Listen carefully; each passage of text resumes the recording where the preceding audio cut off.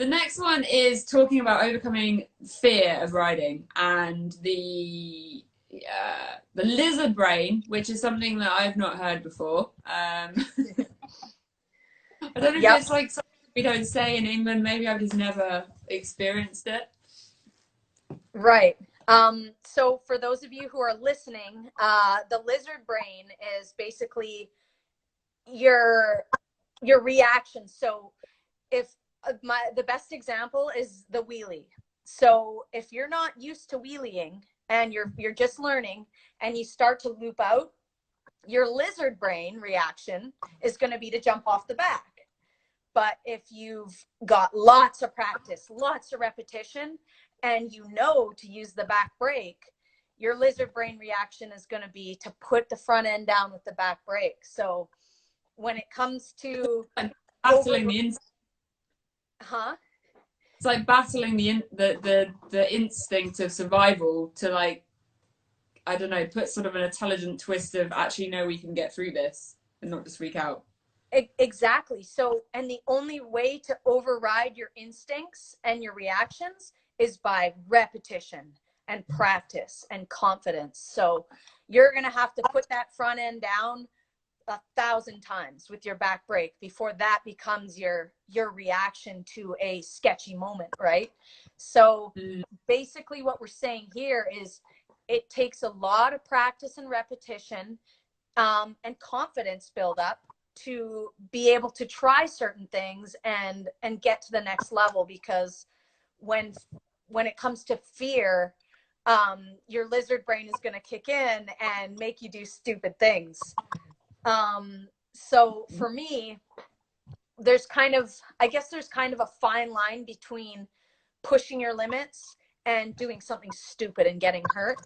And I may seem like a bit of a crazy person, but when it comes to riding, I'm actually pretty calculated. And if I see something that doesn't seem right or that I know probably won't end well, I'll usually sit it out or go around.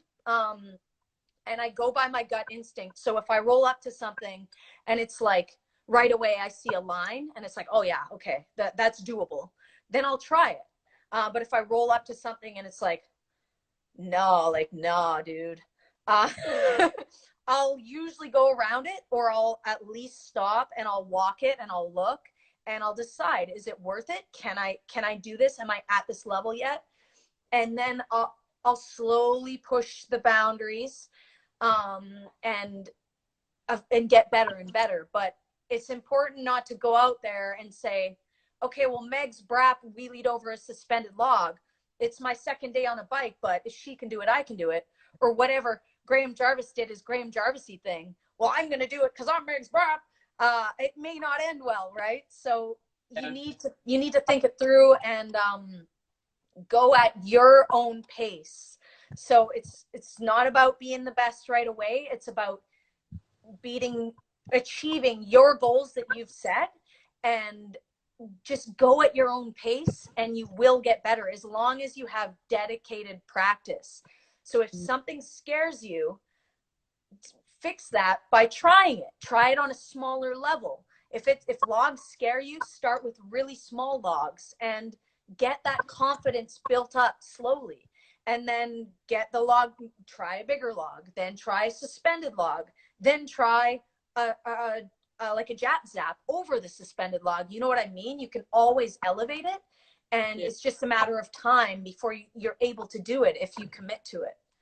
I'm rambling. Oh my gosh. So good. I'm enjoying this. I guess I think that I think hard enduro is one of those sports where you are only going to progress if you put yourself outside your comfort zone.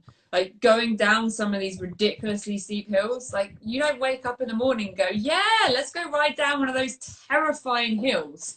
You progress to it. And each time you do something, it kind of normalizes it. So the more times you do it, the more normal it is, the less your adrenaline builds up, and then you sort of step up on it. But going back to that, the comfort zone, I think for me, to progress, you have to push your comfort zone. But it's sort of the level between bravery and stupidity where it can be really dangerous as a sport. So you've got to know where to push, when to push. but also how far to push, because it can go wrong and you can get quite injured.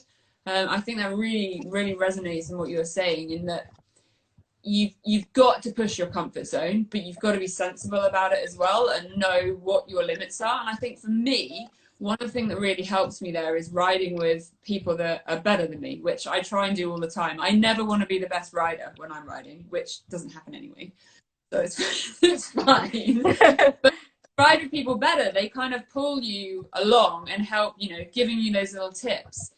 But they can also see how you ride and know when to push you and when not, which I think really helps as well. Because if someone turns around to me and says, like with Paul and the Valleys Extreme, and says, no, I think you can do it. Yeah, you will survive going down that. I'm like, what? Down there? Yes, you'll be absolutely fine. Just do this, this. Them believing in you helps me believe in me somehow. Totally. Yeah. Yeah, no, that makes perfect sense. You've got to ride with people above your level to see them, see what they're doing. And yeah, it's nice having someone there that's super comfortable with something. And if they're saying, I think you can do it, they're good at the sport, so they know, right? And Yeah. I think that would be super, it would be helpful. Yeah.